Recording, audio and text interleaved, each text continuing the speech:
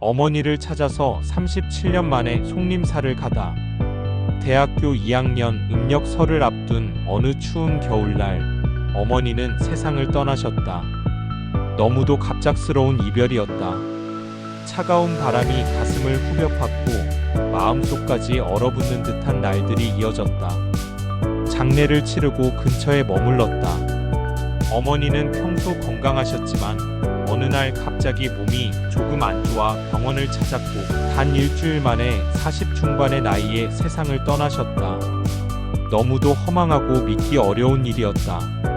가족 모두가 충격 속에서 깊은 슬픔에 잠겼다. 칠곡 속림사에서 어머니의 49제를 지냈다. 속림사는 544년 신라 진흥왕 때 승려명관이 중국에서 가져온 부처님 진신사리를 봉안하기 위해 세운 천년고찰이다. 오랜 역사와 함께 많은 불자들의 기도를 받아온 이곳은 세월이 흘러도 여전히 장엄한 분위기를 간직하고 있었다. 어린 시절 석가탄신일이면 가족들과 함께 김밥을 싸서 버스를 타고 1시간 동안 달려 속림사에 도착하곤 했다. 길고 지루한 버스 여행 끝에 도착한 속림사는 언제나 따뜻하고 평화로운 느낌을 주었다. 절마당에는 형형색색의 아름다운 꽃들이 만발했고 형형한 연등들이 곳곳에 걸려 있어 환상적인 풍경을 자아냈다. 연등들이 부드러운 바람에 흔들릴 때면 마치 작은 빛들이 춤을 추는 듯했다. 절마당을 뛰어다니며 즐거워하던 어린 시절의 내가 떠올랐다. 절 한쪽에서는 돗자리를 펴고 가족들이 함께 김밥을 꺼내 먹었다. 손으로 직접 만든 김밥은 단순한 음식이 아니라 사랑이 가득 담긴 추억이었다. 참기름 향이 은은하게 퍼지고 한입 베어 물 때마다 입안 가득 퍼지는 고소한 맛이 그날의 행복을 더욱 풍성하게 했다. 어머니가 직접 싸주신 김밥 속에는 정성스럽게 간을 맞춘 단무지와 햄, 오이, 달걀 지단이 조화롭게 어우러져 있었다. 한 조각씩 나누어 먹으며 웃고 떠들던 그 순간은 지금도 생생하다. 마치 그 시절의 따뜻한 기억이 내 안에서 다시 살아나는 듯했다. 어린 시절 석가탄신일이면 김밥을 싸서 가족들과 함께 찾았던 속림사였다. 그곳은 내 기억 속에서 따뜻한 추억이 깃든 곳이었지만 이제는 아픔과 눈물이 서린 장소가 되어버렸다. 그때의 나는 젊고 연약했다. 어머니를 잃은 슬픔은 너무도 컸고 감당할 수 없는 비통함을 마주할 용기가 부족했다. 법당에서 절을 올리며 목 놓아 울었다. 아버지와 친척들도 깊은 슬픔에 잠겼고 이모들은 원통함에 통곡했고 나는 어찌할 바를 모르고 흐느끼기만 했다. 차가운 날씨보다도 더 싸늘한 공허함이 가슴 깊이 스며들었다. 모든 것이 무너져 내린 듯한 느낌이었다. 집으로 돌아온 후 어머니가 없는 집안은 한없이 휑하고 적막했다. 익숙했던 어머니의 기척은 사라졌고 언제나 따뜻한 밥냄새로 가득했던 부엌은 텅 빈 공간이 되어버렸다. 거실 소파에는 어머니가 자주 덮던 담요가 그대로 놓여 있었고 방 안에는 어머니의 흔적이 고스란히 남아 있었다. 가족들은 말없이 각자의 방으로 흩어졌고 조용한 집안에는 한숨 소리만이 가끔씩 들려왔다. 식탁에 앉아도 어머니의 빈자리가 크게 느껴졌다. 모두가 슬픔을 감추려 했지만 적막한 분위기는 더욱 깊어져만 갔다. 문득 어머니가 미소 지으며 가족을 챙기던 모습이 떠올라 가슴이 먹먹해졌다. 그 슬픔을 잊기 위해 군대로 향했다. 현실을 외면하고 싶었고 강해지고 싶었다. 시간이 흐르면 괜찮아질 줄 알았다. 하지만 군대에서도 어머니의 부재는 사라지지 않았다. 늘 가슴 한편이 텅 빈 것처럼 허전했고 깊은 밤이 찾아오면 눈물이 흐르곤 했다. 군대를 다녀와도 슬픔은 잊히지 않았다. 대학 공부는 팽개친 채 전국의 유명한 산들을 홀로 떠돌았다.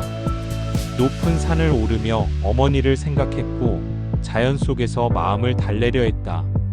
산 정상에 서서 바람을 맞으며 어머니의 이름을 불러보기도 했다. 그러나 아무리 걸어도 아무리 높은 곳에 올라가도 어머니를 향한 그리움은 사라지지 않았다. 그렇게 37년이라는 긴 세월이 흘렀다. 어머니가 돌아가셨을 때보다 훨씬 많은 나이를 먹었고 어느새 중년이 되었다. 삶은 바쁘게 흘러갔고 많은 일들이 있었지만 어머니를 향한 그리움만큼은 세월이 지나도 옅어지지 않았다. 마음속 깊은 곳에서 여전히 어머니를 부르고 있었고 문득문득 떠오르는 어머니의 모습은 내 삶의 한 부분이 되어 있었다. 그리고 마침내 37년 만에 다시 송림사를 찾았다. 도착하는 순간 차가운 공기가 피부를 스쳤고 하늘은 잔뜩 흐려 있었다. 오랜 세월이 흘렀지만 송림사는 마치 시간이 멈춘 듯 예전 그대로의 모습을 간직하고 있었다. 절 입구로 들어서자 익숙하면서도 낯선 풍경이 펼쳐졌다. 오래된 소나무들이 여전히 우거져 있었고 절 마당에는 희미하게나마 석가탄신일 때 보았던 연등의 흔적이 남아 있었다. 바람이 불 때마다 낙엽이 사박사박 소리를 내며 흩어졌고 이따금씩 새들이 우는 소리가 들렸다. 나는 천천히 발걸음을 옮겼다. 발밑에는 젖은 낙엽이 깔려 있었고 법당으로 가는 길목에는 돌계단이 습기를 머금은 채 서 있었다. 숨을 깊이 들이마시니 차가운 공기 속에서도 어릴 적의 따뜻한 기억들이 떠올랐다. 어머니와 함께 왔던 그때 나는 마당을 뛰어다니며 환하게 웃었고 어머니는 그런 나를 보며 다정한 미소를 지어주셨다. 하지만 이제 그 미소는 기억 속에서만 볼 수 있었다. 법당 앞에 서서 천천히 절을 올렸다. 오래된 기억을 더듬으며 걸어들어선 그곳은 여전히 고요하고 엄숙했다. 진눈깨비가 흩날리고 을씨년스러운 겨울 바람이 스쳤다. 마치 그날의 기억을 다시 꺼내어 보여주려는 듯한 날씨였다. 송림사의 풍경은 변함없었지만 내 마음속 감정은 그 어느 때보다도 격렬하게 요동쳤다.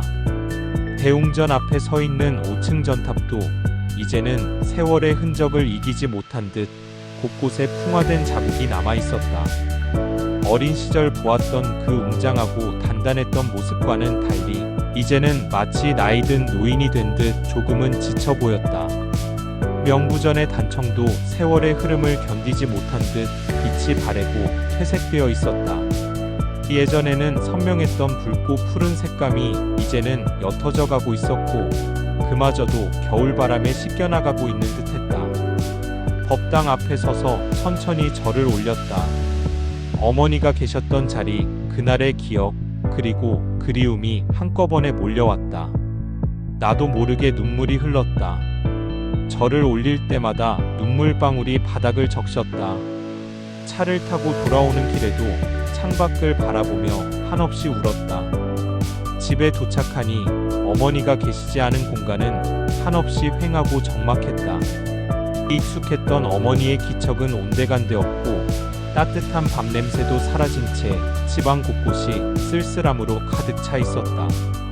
마치 시간이 멈춘 듯 정적이 흐르고 방마다 어머니의 흔적이 고스란히 남아있어 더욱 가슴이 아팠다. 거실에 걸려있던 어머니의 사진을 바라보며 나는 조용히 손을 얹었다. 그 순간 마치 어머니가 내 곁에서 나를 지켜보고 계시는 듯한 착각이 들었다.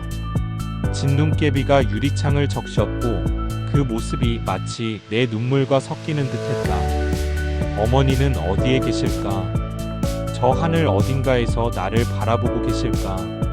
아니면 지금도 내 곁에서 보이지 않는 모습으로 함께하고 계실까? 37년이 지나도 어머니를 향한 그리움은 변하지 않았다. 아니, 오히려 더 깊어졌다.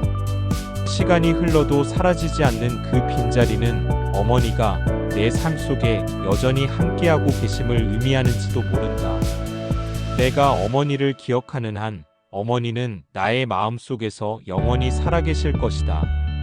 언젠가 다시 만날 그날을 기약하며 오늘도 나는 어머니를 향해 조용히 속삭인다.